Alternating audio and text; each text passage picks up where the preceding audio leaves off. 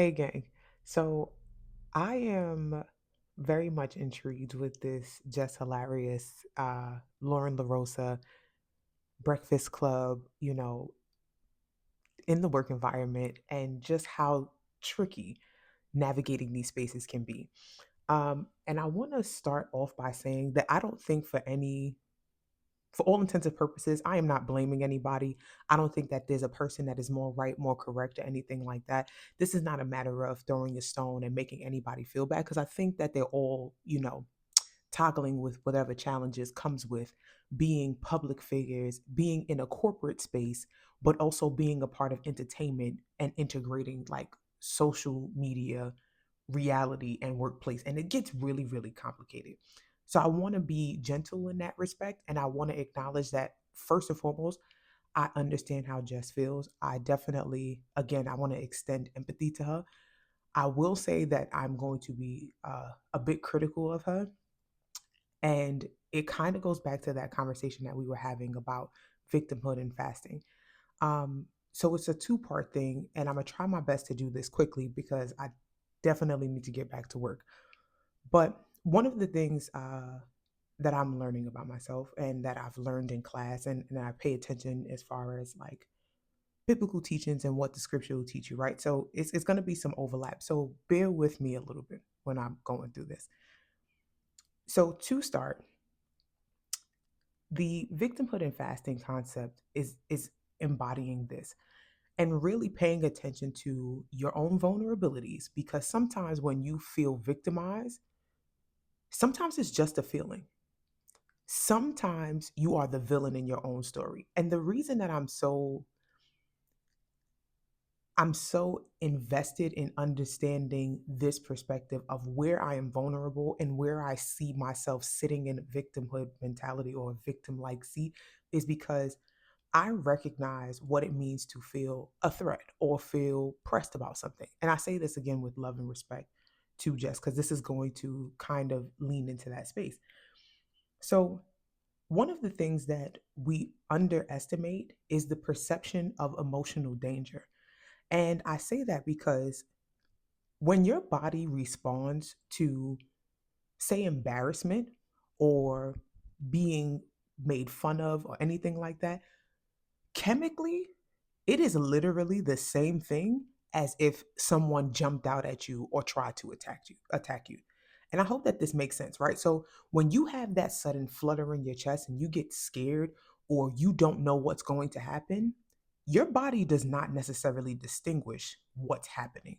Chemically, there is one response and then there's a cognitive response where you intellectualize what's going on, and then you proceed with the appropriate action based on the capacity to intellectualize. This is how come it's important to recognize that emotions and logic do not sit in the same exact space, but have the capacity to impact you physically the same exact way. And this is where I think that Jess may have made a misstep, or she over responded emotionally because it's how she feels. And I believe that her feelings are valid. I can get into a whole different segment about Black women in the workplace, but this is why it's important to not let people trick you out of your seat, because it ultimately comes down to where she felt threatened is the vulnerability of imposter syndrome, right? There is an element of being elevated to a certain space. And I'm saying this because I'm just a regular person. I go to work. I grew up humble beginnings, humble, poor beginnings. And I have been so blessed and I've been so fortunate to come to a space where I literally was having a conversation with my brother and said to him, I said, "At what point in your life did you realize that you were a poor child?"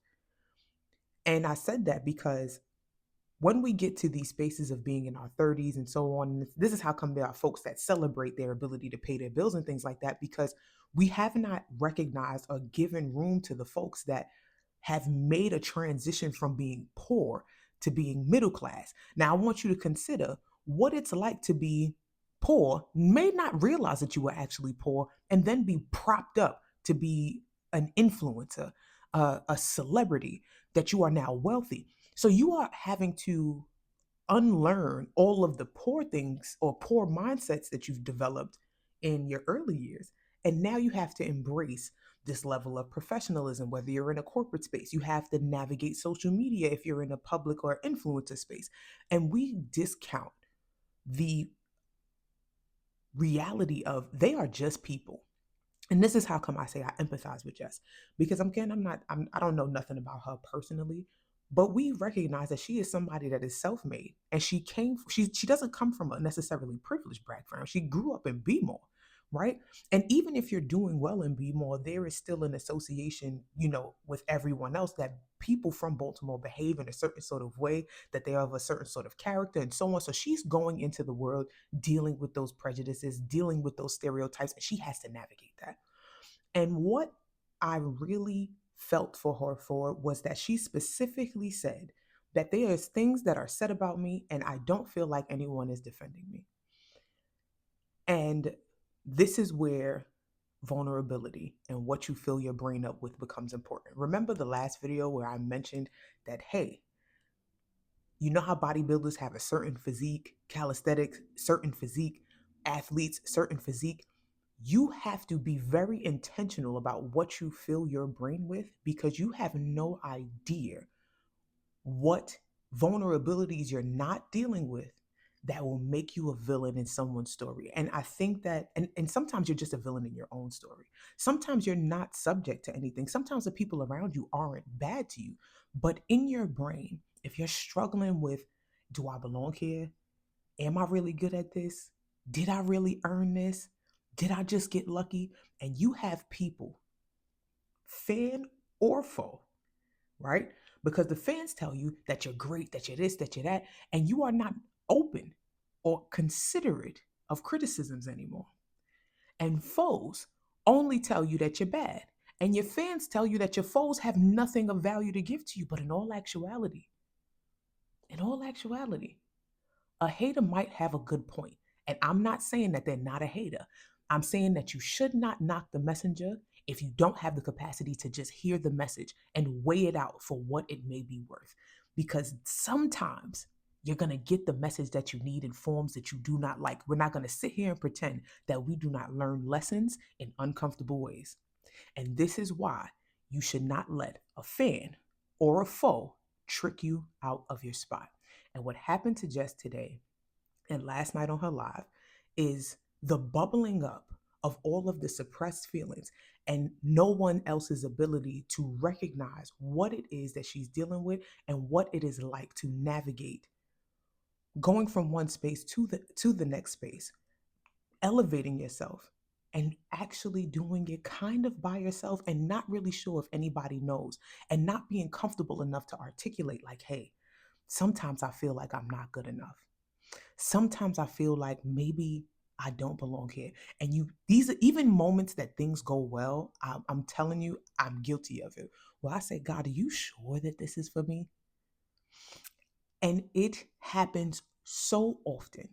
And here is where I appreciate Lauren, because she came in and she said, like, we have to do this together. She's like, I don't want to see you upset. I don't want to see you crying. Now, do I believe that she is perfectly postured and handling herself? Well, absolutely.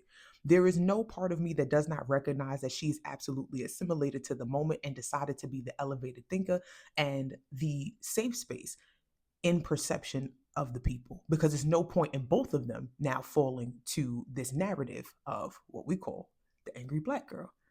I 1000% get it. But again, I respect her because it was a circumstance that you have to assess what you're going into and make a decision on if you will accommodate this mess to this extent. Now, there was an important piece that many of us may overlook, but it caught my ear. Envy, who took, again, a very valuable stance, he said something that is in the subconscious that people do not talk about out loud enough to understand how we got here. He said, Jess, I came to you and I spoke to you when you got back and I asked you, are you comfortable with Lauren being here? And he asked that question because he elaborates. He's like, this is your space. This is your thing. And so inadvertently, He's not doing a bad thing, but it's an important part of the puzzle. Inadvertently, he's saying, is there only room for one? It wasn't a conversation about how can we accommodate both of you and give you both the space that you deserve because you are equally valuable and equally talented. As I'm sitting here processing what that is and what that looks like, it could have easily been, Lauren, go ahead and give the insight and so on and so forth and tell us the facts, tell us the details. Just with the mess, just what you heard about this on the other side. What does this look like? What's the commentator saying? Do you agree? Does this make sense? And it would give her the opportunity to have commentary, have her laughter, and Lauren can also be this producer that is coming with the facts and the layers and in her journalistic space. Does that make sense? But I am also, and I will say this, the superpower of people pleasing, right? Because I don't like confrontation, because I avoid confrontation, I'm going to look for a resolution. And I also empathize with the fact that I know what it's like to be treated like, what are you doing here? There's not enough room for you. Again, I have plenty of stories about not only being treated with contempt and indifference by people that look like me, but I also understand what it's like to get to a certain space and question, Lord, did I do the right thing? Am I meant for this? Can I do this? And trying to overcompensate or really show up fantastic and really trying to be everything and all things and exhausting myself in the process. So there's that space.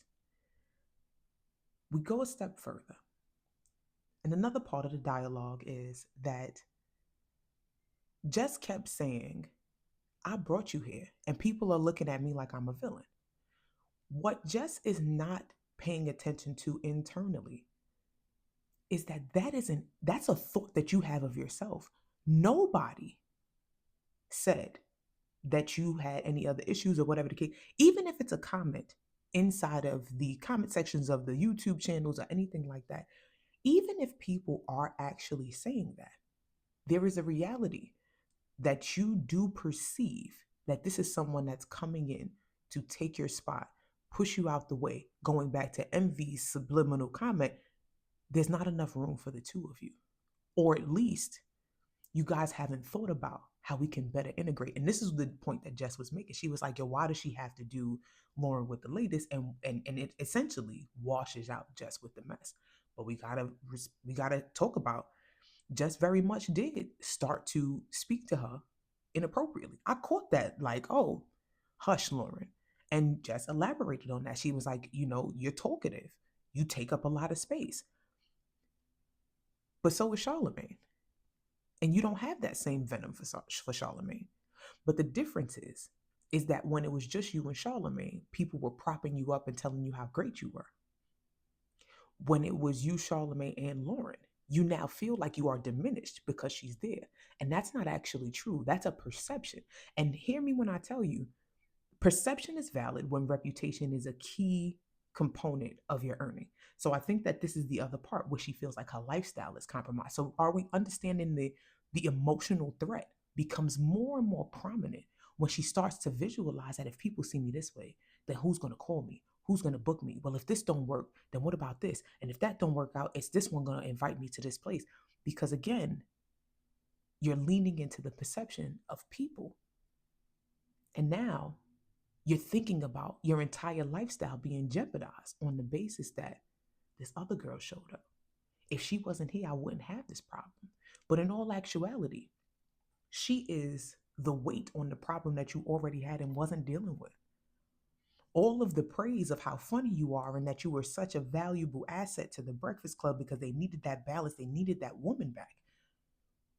It allowed you to get high on, I'm good enough, even though you still hadn't believed it.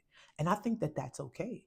And I think that that's where the group as a whole may have missed what Jess was actually experiencing and what she was understanding. And as my final point, I think that it's also important to pay attention to when your pride sparks, not just because pride can be perceived as negative.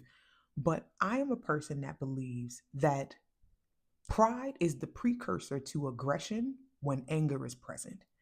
And I believe that anger has the value of your fight mode is activated because you are assessing a threat. And that might be a little bit layered, so forgive me, but essentially your pride doesn't strike unless you feel like somebody's bullying you.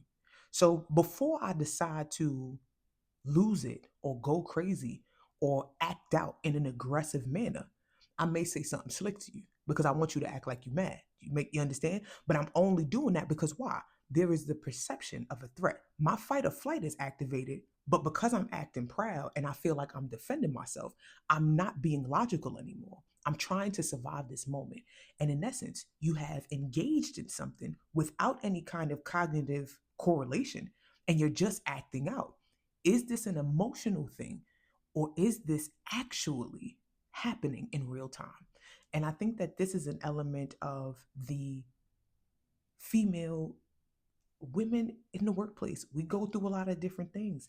And I think that with Black women in particular, we have layers of minority labels working against us, and it makes navigating these spaces even more difficult. Um, Maybe at another time, I'll tell you a story about a colleague that I once upon a time was working with and how she was nasty with me, and all of the relationships that essentially suffered because everyone would tell me, "Oh, you don't understand what she's going through." But I'm like, I do understand what she's going through, but are we paying attention to how she is now treating me? And is it okay because she's hurt or she's unhappy? So maybe next one will be a who the fuck did I work for? And we'll touch on what it's like to be a Black woman in the workspace in depth. Uh, we'll talk about Keita Rose. We'll talk about my own experience. We'll talk about Kamala. We'll talk about Meg and how the industry treated her, because that's her workspace, right? So I do hope that there is a space that we can recognize ourselves before we determine that people are threats or bad for us, because sometimes it's just in our head. So I hope you guys have a good day. Thank you so much. Take good care of yourself, and I will see you later. Bye.